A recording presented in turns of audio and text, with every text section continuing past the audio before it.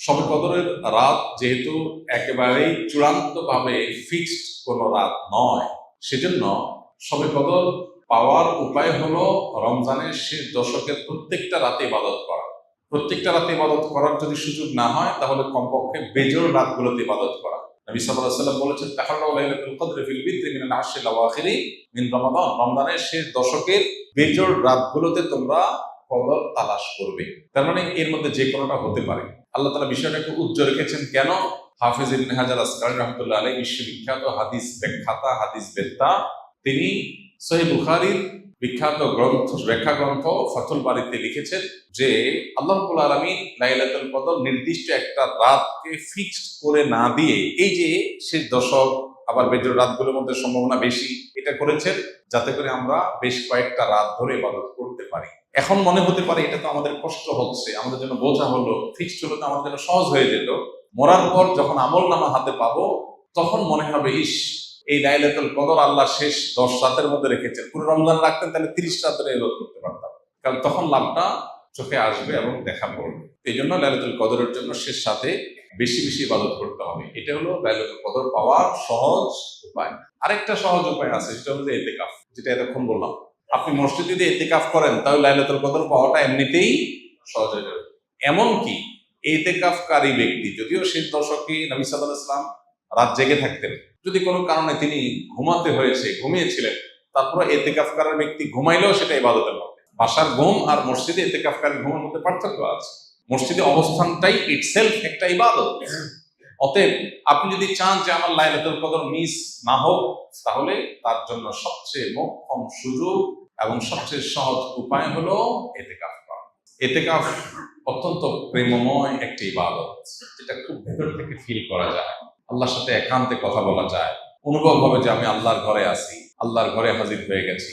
সবাই বের হয়ে যাচ্ছে, আমি বের হচ্ছি না, কারণ আমি আল্লাহর ঘরে বন্দী, নিজেকে বন্দী করে ফেলেছি। অন্যরকম এক ফিল আসবে ইনশাআল্লাহ। রমজানে কাজা হওয়া রোজা মা বোনরা কখন রাখা সর্বোত্তম হবে? সবচেয়ে উত্তম হলো সবগুলোর মধ্যে রেখে ফেলা, যত আগে রাখা যায়। যদি সেটা না রাখা যায়, পরবর্তী রোজার আগে আগে রেখে ফেলা উচিত।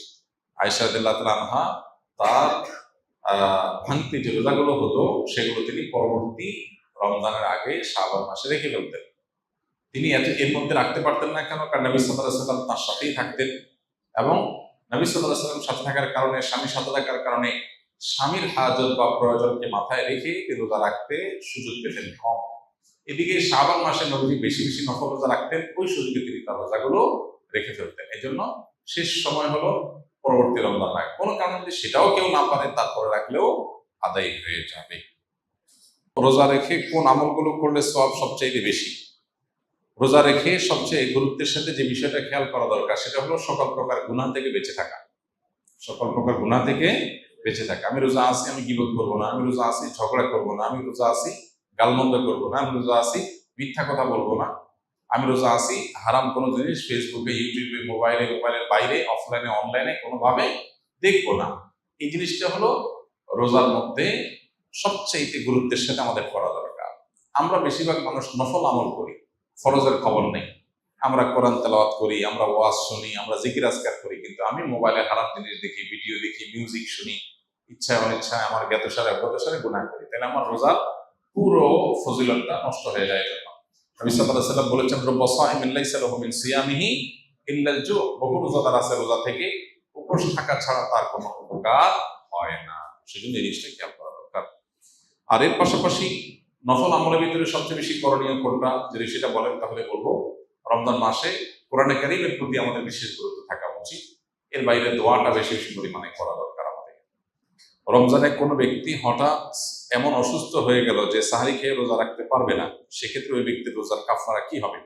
কারণ যদি আসলে রোজা রাখার মতো সামর্থ্য না থাকে, তাহলে তার কাফারা হবে যে তিনি এই রোজার জন্য পরবর্তীতে রোজা রাখবেন। আল্লাহ বলেছেন, ফামান কানা মিনকুম মারিদান আও আলা সাফারিন ফাইদ্দাতুম মিন আইয়ামিন উখরা। যে ব্যক্তি অসুস্থ হবে অথবা সফরে থাকবে, সে অন্য সময় সে রোজা রেখে দিলে আদায় হয়ে যাবে, গুনাহ হবে না। কিন্তু অসুস্থতাটা এমন লেভেলের অসুস্থতা হইতে হবে যে এই অসুস্থ অবস্থায় তার রোজা রাখার কোনো সুযোগ নাই, রাখলে তার জীবনহানি বা অসহনীয় কষ্ট হবে। হালকা একটু জ্বর হলো, একটু সর্দি হলো, একটু পেট খারাপ হলো, আর এমনি রোজা ভেঙে ফেললাম, ঠুনকো অজুহাতে রোজা ভাঙা